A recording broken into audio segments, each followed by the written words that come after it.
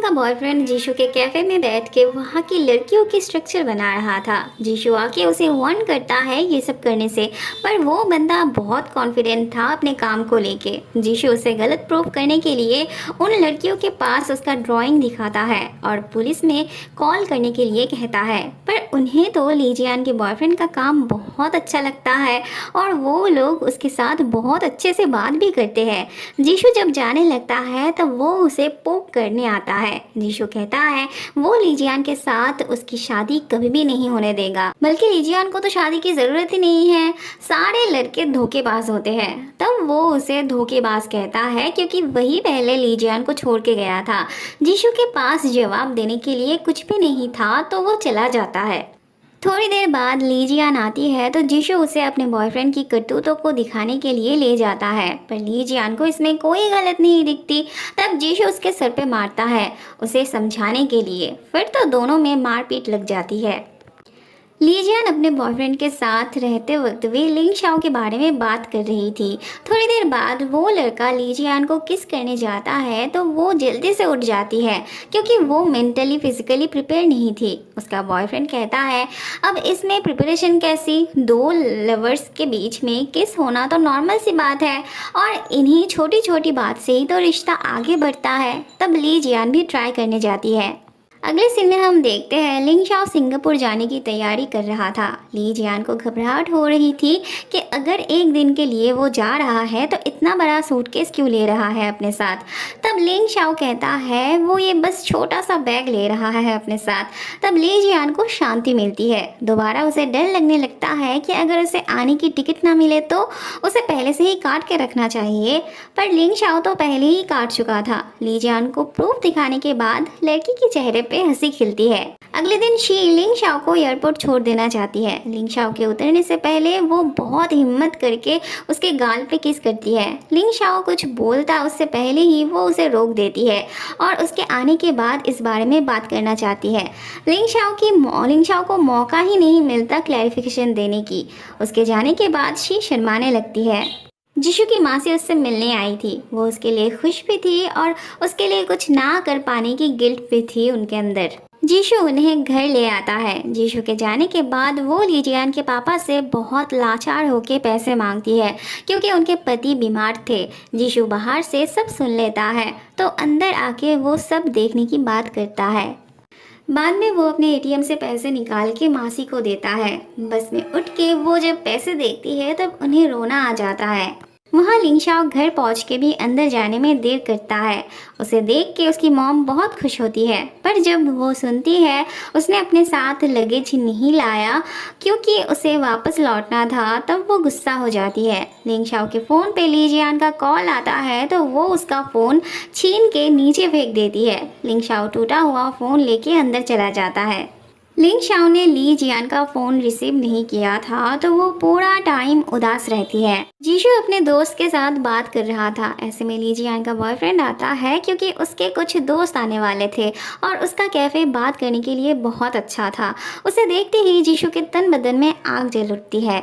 उसके दोस्त को भी उसकी ये हरकत अप्रोप्रिएट नहीं लगती थी। मतलब वो क्या चाहता था, उसकी बहन किसी के साथ रिलेशन में ना जाए, पूरी ज़िंदगी अकेली ही रहे, और उसके बॉयफ्रेंड में इतनी भी क्या खराबी थी। दरअसल जीशु को लगता था ली जियान को बस अपने करियर पे फोकस करना चाहिए, इस तरह ऊट पटांग किसी से भी रिलेशन में नहीं जाना चाहिए। तब उसका दोस्त उसे समझाता है कि वो जो ऐसा कर रहा है ना, ऐसी अजीब हरकत, एक्चुअली वो ली जियान को पसंद करता है। वो उसे कुछ सिम्टम बताता है जो सच में जीशु के साथ होता था।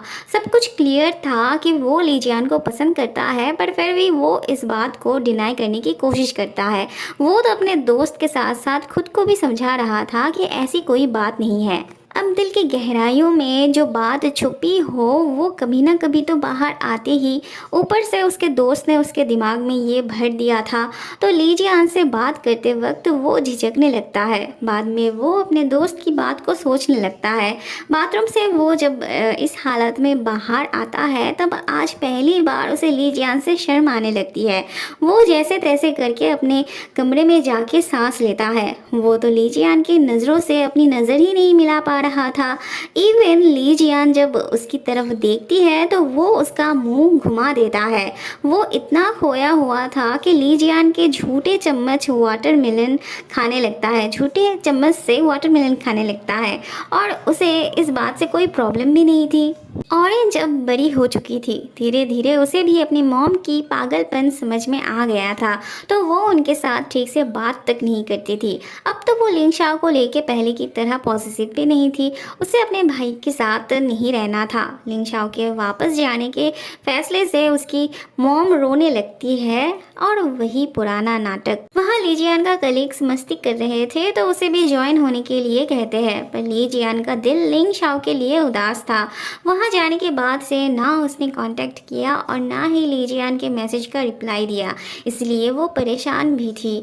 जीशु के दोस्त के तरह उसका कलीग उसे एहसास करवाता है कि वो लिंशाओ को बॉयफ्रेंड की नज़रों से देखती है और इसीलिए उसके जाने से उसे इतना बुरा लग रहा है। ली जियान भी जीशु की तरह ये बात एक्सेप्ट करने में नाराज़ थी। ली जियान को काम में मन नहीं लग रहा था तो वो जल्दी घर आ जाती है। कमरे में जाके वो लिंशाओ को फिर से कॉल करने जाती है, पर फिर से उसका फ़ोन स्विच ऑफ आ रहा था।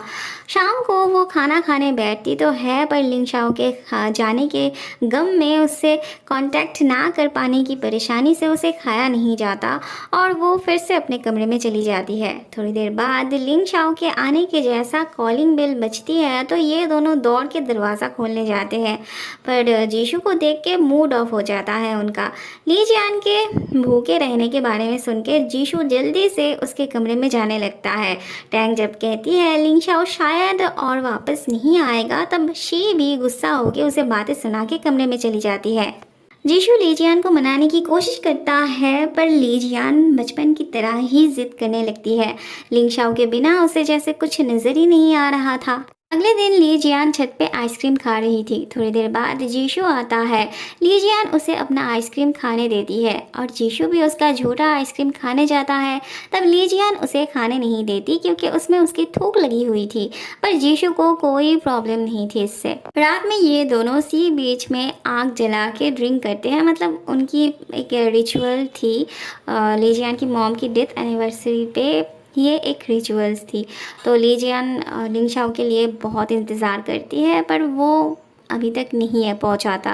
ली जियान को मतलब ली जियान का दुख दर्द ज़्यादा थी तो वो ज़्यादा ड्रिंक कर लेती है। फिर जीशु को उसे पीठ पे उठा के ले जाना पड़ता है। जाते जाते ली जियान कहती है वो उसे कभी छोड़ के ना जाए। जीशु कहता है अगर लिंशाओ वापस ना आए तो भी वो उसे हमेशा पाएगी, वो उसे कभी भी छोड़ के नहीं जाएगा। जीशु ली जियान को बेड पे सुलाती है। शी भी उसकी हेल्प कर रही थी। जीशु और भी ज़्यादा हेल्प करने जाता है तो शी उसे रोकती है, मतलब वो अब बड़े हो चुके थे, यूँ रैंडमली वो ली जियान को छू नहीं सकता था। वो उसे जाने को कहती है। शी कहती है ना तो लिंशाओ ने उससे कांटेक्ट किया और ना ही उसे। जीशु कहता है जब उसने उसे ही कॉल नहीं किया तो वो उसे क्यों करेगा। शी कहती है उसकी बात अलग है, मतलब वो तो लिंशाओ की पत्नी थी ना, जो कि वो सोचती थी। लिंशाओ ने ली जियान से जैसा प्रॉमिस किया था कि वो उसके मॉम के डेथ एनिवर्सरी से पहले ही आ जाएगा, उसने थोड़ा लेट करके भी वो प्रॉमिस रखा, पर लिंशाओ के पापा ली जियान को उसके आने के बारे में बताना भूल गए थे। तब लिंशाओ जल्दी से वहाँ से निकलता है। लिंशाओ ली जियान के पास आके पहले उसके माथे पे किस करता है। ऐसे में शी कमरे से बाहर आके लिंशाओ का बैग देख के बहुत खुश होती है।